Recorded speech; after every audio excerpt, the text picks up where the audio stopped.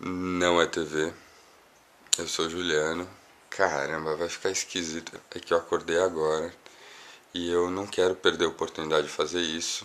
É o seguinte, aprendizado informal. De onde que isso veio para a história dos vlogueiros? Um assunto original, inicial da minha pesquisa era esse, né? Eu queria entender como que as pessoas aprendem umas com as outras.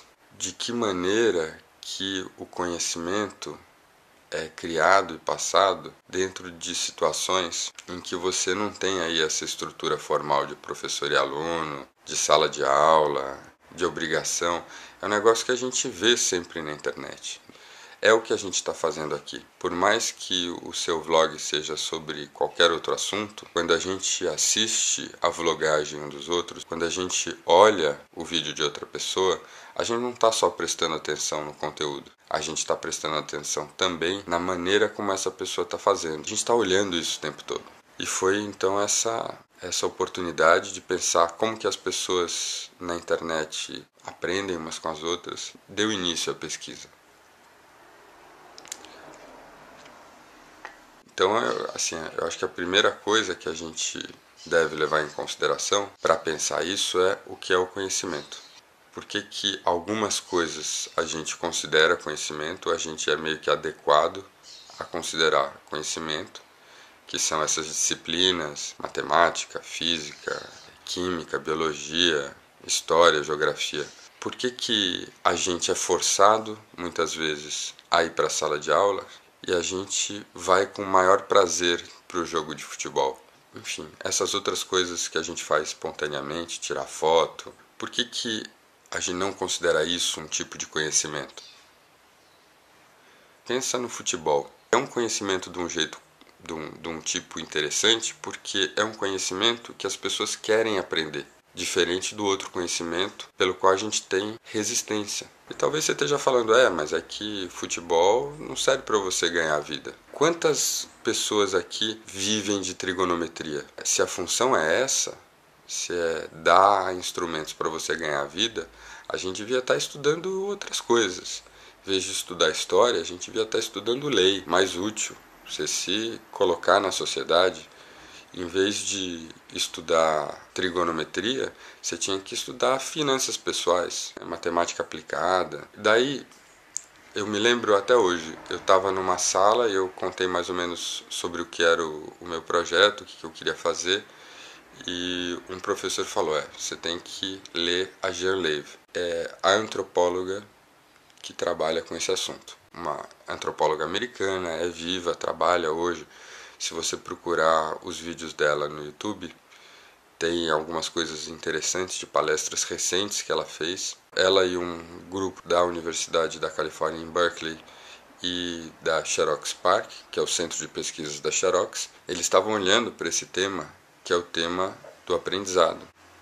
Só que esse termo aprendizado ele está muito localizado no tempo e no espaço, né? Ele foi interpretado pelos acadêmicos da educação como sendo um momento da evolução da educação, localizado ali na Idade Média para a Idade Moderna, né? Ali naquele período de transição em que existia essa necessidade das pessoas aprenderem e não existia escola. Então o jeito delas aprenderem é oferecendo trabalho para os mestres artesãos, e nisso elas trabalhavam de graça e aprendiam um ofício. A Levi e esse grupo de pesquisadores da Xerox PARC, eles suspeitavam que esse era um fenômeno muito maior, né? Que alguma coisa acontecia nas oficinas, nesses ambientes, mas isso acontecia em outros espaços também, em outros tempos, né? Na verdade, o que eles estavam supondo é que a gente sempre viveu essa dinâmica de aprendizado, que o aprendizado acontece sempre em grupo, o aprendizado é uma questão social, e ao mesmo tempo eles identificavam alguns problemas ali. Eles descobriram que a mesma coisa que acontecia, né, dentro das oficinas medievais, que isso acontecia também em N outras situações. Acontece hoje e aconteceu antes, só que com algumas mudanças. em relação ao que os educadores entendem. Então, primeiro, o aprendizado informal, ele acontece independente da relação produtiva. Ele pode estar colocado dentro de uma situação em que, enfim, existe uma troca, em que alguém trabalha para aprender e tal, mas ele pode estar colocado numa situação como a nossa, que a gente está aprendendo aqui e ninguém, a princípio, está ganhando nada com isso. A segunda coisa que eles identificaram é que o aprendizado não acontece da relação entre aprendiz e mestre. Dentro de um sistema desses, dentro de um conjunto desses, por exemplo, de nós vlogueiros, ou do pessoal que joga futebol na rua, ou de, enfim, qualquer uma dessas situações em que o aprendizado informal acontece, as pessoas se movem da periferia de um sistema em direção ao centro. Nós, por exemplo, a gente chega no YouTube com uma continha comum e sem saber muita coisa. A gente aprende se relacionando com os nossos pares diretos, que são as pessoas que estão em situações parecidas com a nossa situação. Essas pessoas, elas se encontram de alguma forma, vão se assinando e vão observando elas mesmas, observando os outros e prestando atenção no que os outros dizem sobre elas. Vocês, eu tenho certeza, vivem essa experiência. Se você se lembra sobre teoria do valor, a gente começou se perguntando, né, por que os vlogueiros investem tanto tempo nisso? A gente tem esse esforço porque a gente identifica uma série de valores ali que nos interessam, a gente vai aprendendo e vai colocando energia dentro desse sistema para que um dia a gente esteja no centro desse sistema e a gente não seja mais qualquer um, que a gente seja alguém, que a gente seja o PC Siqueira, ou Felipe Neto, ou o L Repórter, enfim, alguém que chegou ao centro desse sistema, saiu da periferia e chegou ao centro. Você não precisa ser o mais famoso, o mais fodão, o mais incrível. Você precisa ser o melhor dentro da ideia que você faz do que seja ser o melhor. Você não precisa imitar os caras que falam palavrão e gritam e, enfim, são engraçados. Você tem N referências aí, você pode escolher uma e seguir essa referência. E você vai querer ser o melhor dentro dessa ideia que você faz do que é ser um vlogueiro. O aprendizado informal está incrustado dentro disso daí, da teoria do valor. Ou seja, a gente vai se diferenciar dentro de uma situação e a gente se diferencia pela troca do conhecimento, do saber. Tem um caso super interessante, depois vocês podem procurar, eu não sei se tem alguma coisa em português, mas tem bastante coisa em inglês. Chama A Hole in the Wall. E é um caso indiano de um cara que é empresário e o escritório dele fazia muro, né, com um cortiço, onde moravam várias famílias, né, inúmeras famílias. Ele faz um buraco no muro e põe ali um computador. E aquelas crianças nunca tinham sido expostas ao computador. E óbvio, você imagina que acontece, né, vira aquele bafafá, criançada toda cercando a máquina e tal, experimentando, vendo como é que funciona, e o computador está conectado à internet.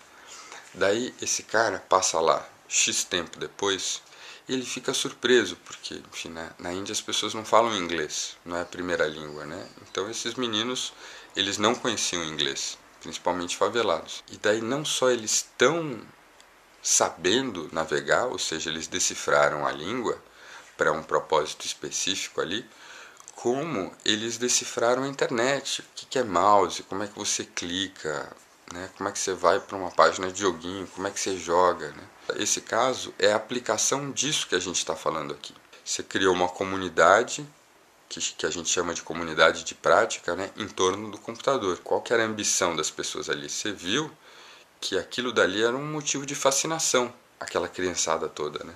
Daí o que elas queriam fazer? Elas queriam ser as pessoas que sabiam mais ali, né? Que nem nós com relação ao vlog, né? A gente quer se diferenciar, eles também. Então eles notaram ali uma oportunidade e o que eles fazem? Eles começam a observar aquilo dali loucamente, a investir muito tempo naquilo dali. E como é que eles fazem isso?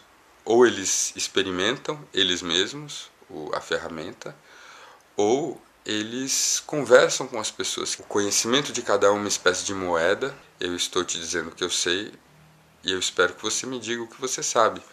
Ou elas contam para as pessoas que não sabem, para os meninos menos informados sobre o assunto, e delas ganham o respeito desses meninos. Tá aí assim, um exemplo incrível de aprendizado informal. Só para contar então, encerrando, que a Leivy e o grupo dela decidiram que aprendizado não era a melhor palavra para isso, porque aprendizado estava já imerso dentro dessa noção que é a noção inicial dos educadores do que é o aprendizado, e que aprendizado é isso que acontecia na época da Idade Média ou no Renascimento e tal. E eles não queriam meio que ter que desconstruir essa noção, e eles lançaram então uma proposta de termo para se referir a isso, muito mais técnico: participação periférica legítima. Eu não gosto do nome por causa disso, porque é um conceito técnico e é chato de lembrar. Mas ele descreve muito bem. Acho que a partir do momento que você pensa e percebe o que eles quiseram colocar ali, ele é muito claro. O que é a participação periférica legítima? Eles estão primeiro anunciando que o aprendizado informal acontece a partir da participação. Você não aprende por diletância. Você aprende para atuar dentro de um grupo. Então, para transformar esse conhecimento em prática de alguma forma, seja jogando bola, seja fazendo vlogs, seja qualquer coisa. E esse conjunto que a gente chama de comunidade de prática, ela se forma espontaneamente em torno de assuntos que reúnem a atenção das pessoas, e essa prática ela acontece da periferia desse sistema em direção ao centro. O que tem a ver o legítimo aí?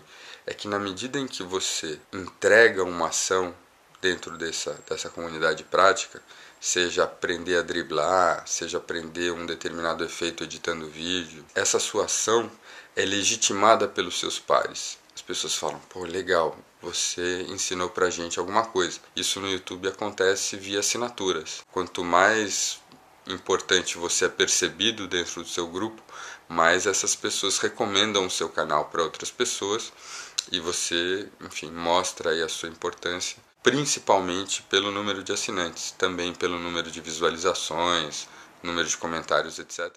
Beleza? Juliano Spayer, diretamente de uma manhã muito silenciosa de São Paulo para o Não é TV.